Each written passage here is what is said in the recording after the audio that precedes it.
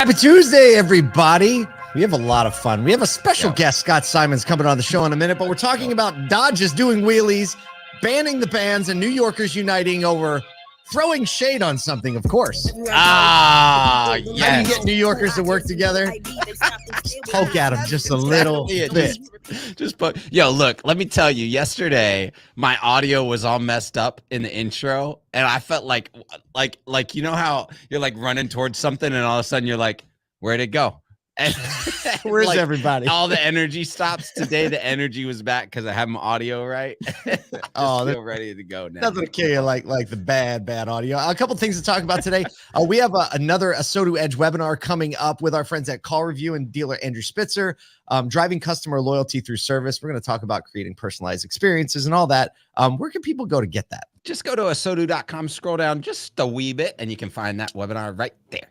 We happen to believe webinars need to be a little bit more fun these days. So we're going to work on that.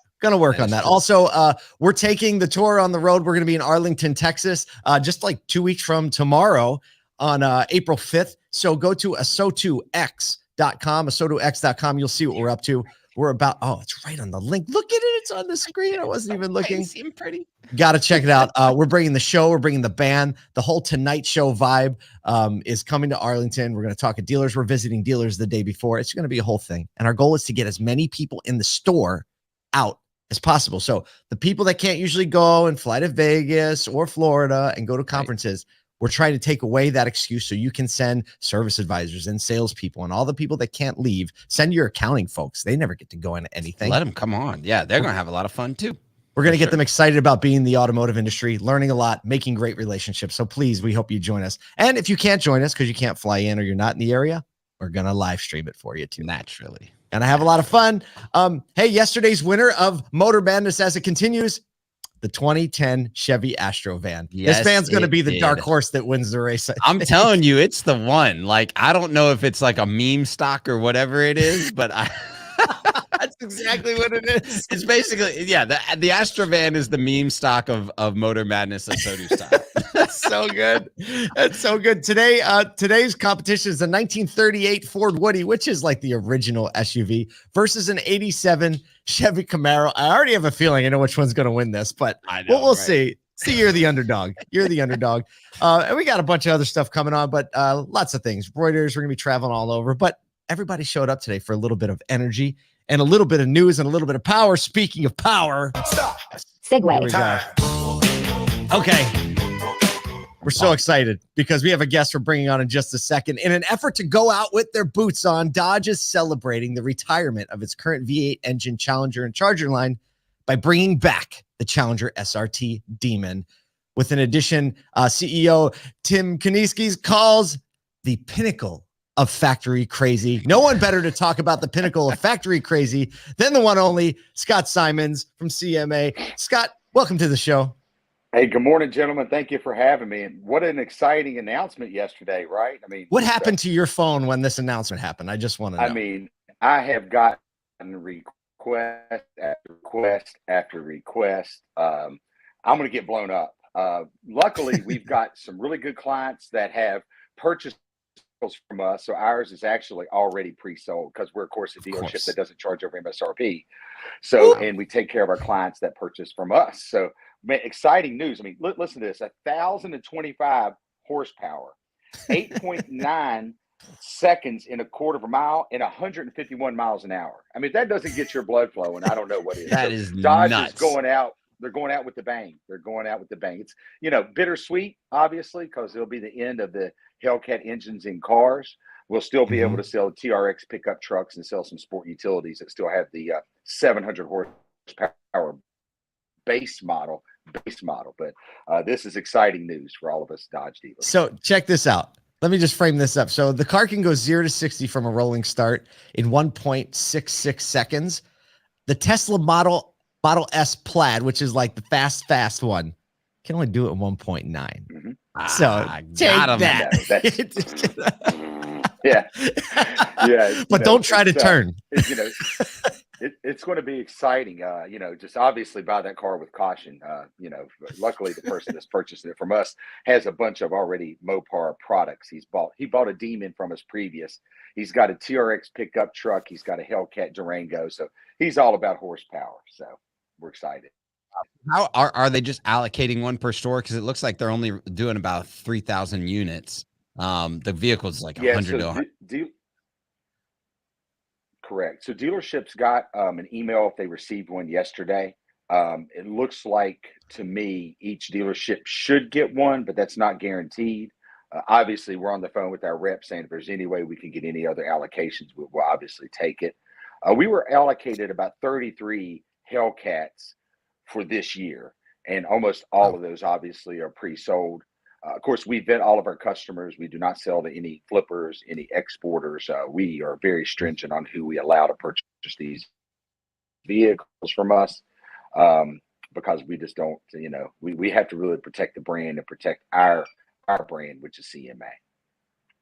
So the car, the CEO said that engineers were blowing up engines as they were trying to push it to the limit. They kept blowing up engines, so they had to develop a special supercharger for this one, which just feels like the right attitude going into this, right? Like if they made this and didn't blow up a single engine, you would always wonder, could we have pushed it a little bit further? You know what I mean?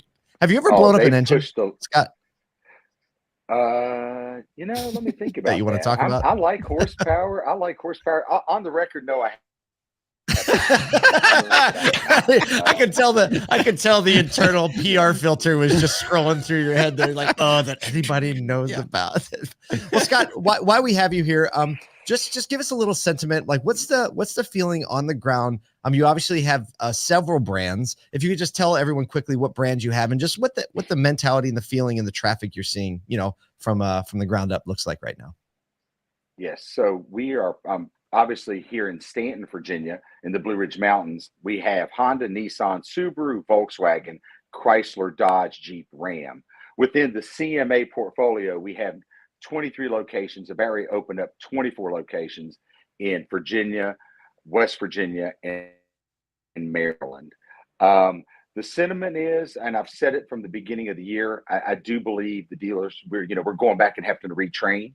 We're having to retrain on the sales process. We're having to retrain on follow-up. We do have inventory. So, we have not had inventory, and across the board, we do have inventory, and all the manufacturers are producing more vehicles. So before it was, do you have it? How quick can I get it? What's the price? When you have inventory, it goes the price. Yeah, right. It goes, what's the price? So we have to totally change, and we have to go back and retrain our team. I do believe it could have made some people, the previous market, maybe a little lazy, maybe a little lackadaisical, because if customer A didn't buy it, you had customer B and customer C waiting to purchase it. So we've really had to go back and retrain on how to answer the phones, how to answer leads, how to, even negotiate. We haven't had to negotiate for a while. That's right. So, the car dealerships, we pivot, we're used to this, going through COVID, but we're trying to stay ahead of it by retraining our team. Super cool. Hey, thanks for joining us again at the Year in Extravaganza in December in Nashville. You told us your word of the year. Remind us what your word of the year is. Yeah, our word. Well, first of all the CMA dealerships pick a word, and it's all across all the brand, all the managers do, and mine is grit. This year it's grit. I think we're going to have to show grit and determination. When I was young, I was referred to as a grit, and that wasn't a complimentary thing when you're called a grit. Now I think we're going to have to show grit. And then I've said it from the very beginning, we're going to have to hustle this year, but that's okay. That's right. We like challenges, and yes, we don't want to get comfortable, and we are a resilient bunch. So it's an exciting year to be in the auto industry. Well, we like challenges. We like challengers. Scott Simons, thank you so much for joining us on the show today. Best of luck. Hey, thank y'all so much. TRX King is out, as you see right behind me. I see it. Always selling. ABC, always be closing. Love you, brother. Talk to you soon. Oh, so much fun. So much fun. Hey, always on it. Speaking of gasoline engines, No. Segway. time to ban the bans. Thus far, at least a dozen U.S. states have pledged to ban ICE vehicles, internal combustion engines, by the year 2035, amidst a rousing debate over who should get to decide what kind of engine you can drive. Is it the government? Is it the consumer? Well, a new bill sponsored by aftermarket behemoth SEMA has entered the U.S. House in an effort to ban the bans. H.R. 1435 was introduced by Representative John Joyce of Pennsylvania, is being branded as the Preserving Choice in Vehicle Purchases Act. Basically, it's designed to ban the bans, Kyle. Yeah, it's to ban the bans, but also, and I, you know, my look at it would be to give the consumer the choice, right? And look, here's what I say is, like, if the consumer moves by that time to choose EVs, the OEMs will move. So be it.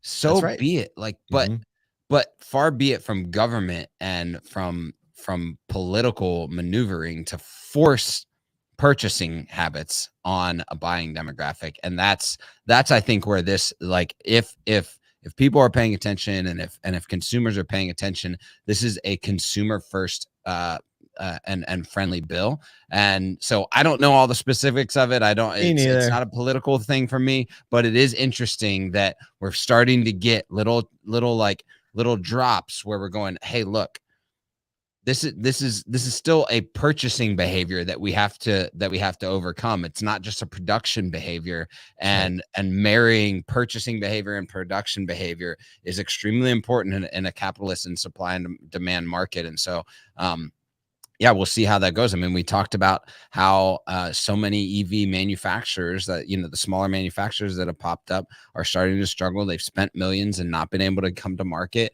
And so, you know, is demand there enough to drive production? And this is a bill that's just asking that question, I think. You know, SEMA obviously has a dog in the fight. Absolutely. You know, they customize internal combustion engines, and their whole community, it's one of the largest shows that comes to Vegas every year. We have to go this year. We just have to get there. We do. But I mean, I was thinking about this, Mike. How do you customize an EV?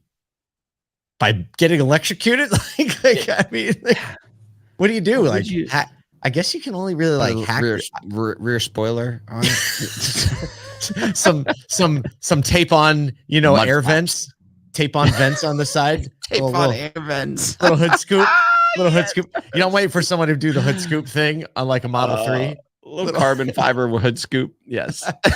But SEMA did release a statement. They believe owners should not be directed toward a specific technology, but allowed to choose the type of vehicle that best serves them. I don't know if what side is going to win or lose, or if it's going to be a draw, but our writer Chris Reeves suggested in today's daily email that maybe we should just agree on hybrids.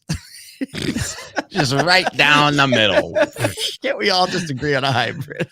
Speaking of all just agreeing, Segway.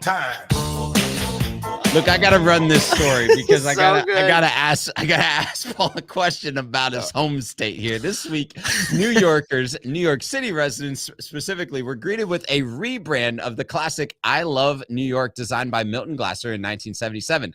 The collaborative work from several New York City agencies, I believe 5, and the city made not so subtle changes to the logo, which now reads, "We Love NYC." New Yorkers were not so subtly hating on it. Paul, you people up there. Look, if you want to get New Yorkers unified, they've done a great job of that. Not in the way they intended to do it, but if you give them something to throw shade on together, boy, is it going to bring people together. This is, in my opinion, here's my question. How do all the people in Buffalo and Syracuse and upstate New York feel about just being cut out from the brand? They're kind of used to just being blocked in with the city.